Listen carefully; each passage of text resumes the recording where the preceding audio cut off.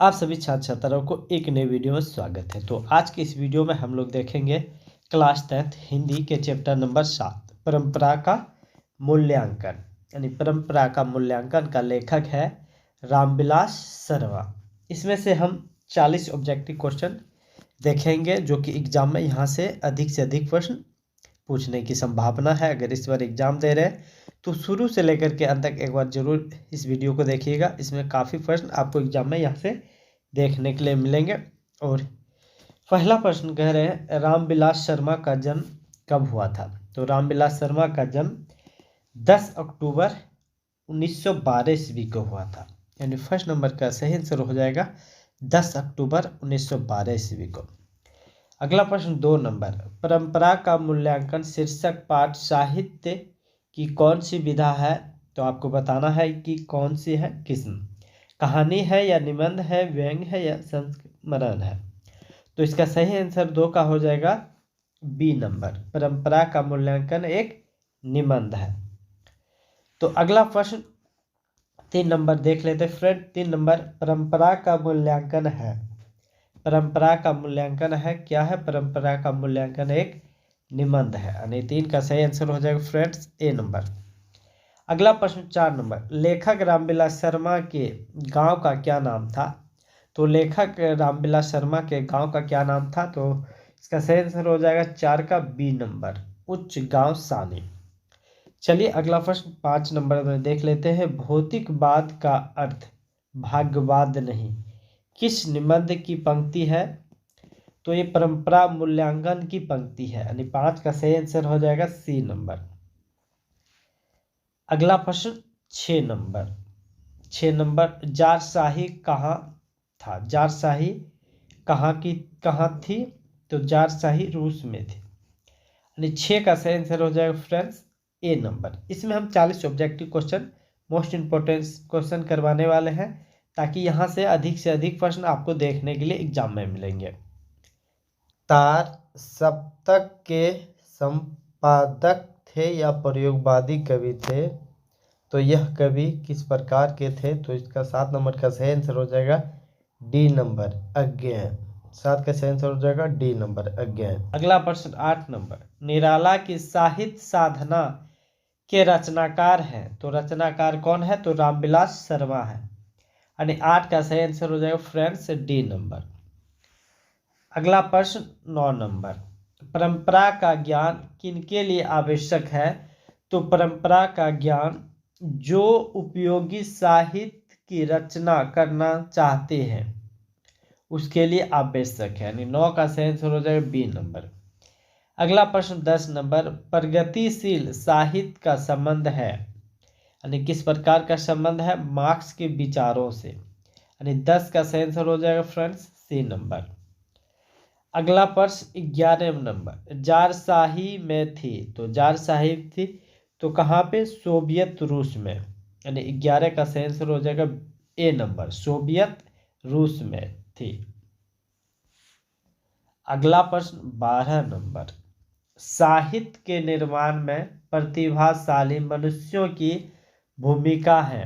तो भूमिका किस तरह का है। निर्णायक भूमिका है। यानी 12 का सही आंसर हो जाएगा बी नंबर। अगला प्रश्न 13 नंबर, रामविलास शर्मा को किस कृति के लिए साहित्य अकादमी पुरस्कार प्राप्त है।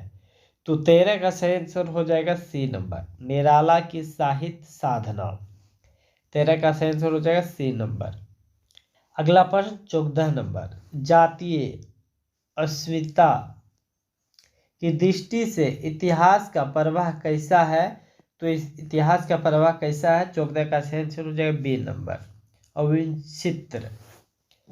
अगला प्रश्न 15 नंबर, साहित्य की परंपरा का पूर्ण ज्ञान किस व्यवस्था में संभव है। तो समाजवादी व्यवस्था में संभव है। यानी 15 का सही आंसर हो जाएगा सी नंबर। अगला प्रश्न 16 नंबर, परंपरा का मूल्यांकन किसकी कृति या रचनाकार है। तो 16 का सही आंसर हो जाएगा ए नंबर, रामविलास शर्मा। अगला प्रश्न 17 नंबर, वायरन किस भाषा के कवि थे। किस भाषा के कवि थे। तो यह अंग्रेजी भाषा के कवि थे। यानी 17 का सही आंसर हो जाएगा फ्रेंड्स सी नंबर। अगला प्रश्न 18 नंबर, एथेंस किस महादेश में है? एथेंस किस महादेश में है? तो यूरोप महादेश में है। तो अगला प्रश्न 19 नंबर, साहित्य सापेक्ष रूप में होता है, क्या होता है? स्वाधीन होता है, यानी 19 का सही आंसर हो जाएगा बी नंबर, स्वाधीन। अगला प्रश्न 20 नंबर, सभ्यता का हर स्थल क्या नहीं होता? सभ्यता का हर स्थल वर्ग युद्ध नहीं होता, यानी 20 का सही आंसर हो जाएगा फ्रेंड्स सी नंबर। अगला प्रश्न 21 नंबर, अविच्छिन्न का शाब्दिक अर्थ है, तो क्या अर्थ है? अटूट। क्या अर्थ है? अटूट, यानी 21 का सही आंसर हो जाएगा बी नंबर। अगला प्रश्न 22 नंबर, रामविलास शर्मा ने लखनऊ विश्वविद्यालय के किस विभाग में अध्यापक कार्य किया था? तो अंग्रेजी के विभाग में अध्यापक कार्य किया था। 22 का सही आंसर हो जाएगा डी नंबर। अगला प्रश्न 23 नंबर, साहित्य में विकास प्रक्रिया में किस तरह संपन्न होती है? तो समाज की तरह संपन्न होती है। 23 का सही आंसर हो जाएगा ए नंबर। अगला प्रश्न 24 नंबर, निराला की साहित्य साधना को पुरस्कार प्राप्त है, किस तरह पुरस्कार प्राप्त है? साहित्य अकादमी पुरस्कार प्राप्त है, अरे 24 का सही आंसर हो जाएगा बी नंबर, साहित्य अकादमी। अगला प्रश्न 25 नंबर, साहित्य के निर्माण में किसकी भूमिका निर्णायक है? तो साहित्य के निर्माण में प्रतिभाशाली मनुष्यों की भूमिका निर्णायक है, यानी 25 का सही आंसर हो जाएगा ए नंबर। अगला प्रश्न 26 नंबर, समाजवादी व्यवस्था किस संस्कृति से नाता नहीं तोड़ती? तो प्राचीन संस्कृति से नाता नहीं तोड़ती। यह मोस्ट इंपॉर्टेंट क्वेश्चन है, एग्जाम में यह क्वेश्चन आने का संभावना है। तो अगला प्रश्न 27 नंबर, रामविलास शर्मा ने बीए कब पास किया? तो बीए कब किया? तो बीए जो किया है 1932 में किया है बीए रामविलास शर्मा ने। अगला प्रश्न 28 नंबर, रामविलास शर्मा ने बीए किस विश्वविद्यालय से किया?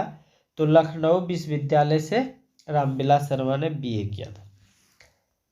अगला प्रश्न देख लेते फ्रेंड 29 नंबर, रामविलास शर्मा किस संस्थान के निर्देशक बने? तो यह AM हिंदी संस्थान के निर्देशक बने, यानी 29 का सही आंसर हो जाएगा ए नंबर। अगला प्रश्न 30 नंबर, निराला की साहित्य साधना के रचनाकार है, तो कौन रचनाकार है? रामविलास शर्मा रचनाकार है। अगला प्रश्न 31 नंबर, हमारी राष्ट्रीय आवश्यकता है किस पे? समाजवाद पे। किस पे हमारी राष्ट्रीय आवश्यकता है? समाजवाद पे। तो 30 नंबर, भारतेंदु हरिश्चंद्र किसकी रचना है? भारतेंदु हरिश्चंद्र किसकी रचना है? तो यह डॉक्टर रामविलास शर्मा की रचना है, यानी 32 का सही आंसर हो जाएगा डी नंबर। अगला प्रश्न 33 नंबर, लैटिन कवि कौन है? लैटिन कवि कौन है? तो वर्जिल है। लैटिन कवि कौन है? वर्जिल, यानी 33 का सही आंसर हो जाएगा ए नंबर। अगला प्रश्न 34 नंबर, प्रेमचंद्र और उसका युग किसकी रचना है? तो यह डॉक्टर रामविलास शर्मा की रचना है। 34 का सही आंसर हो जाएगा फ्रेंड्स डी नंबर। अगला प्रश्न 35 नंबर, प्रगतिशील आलोचना का विकास होता है किस पे?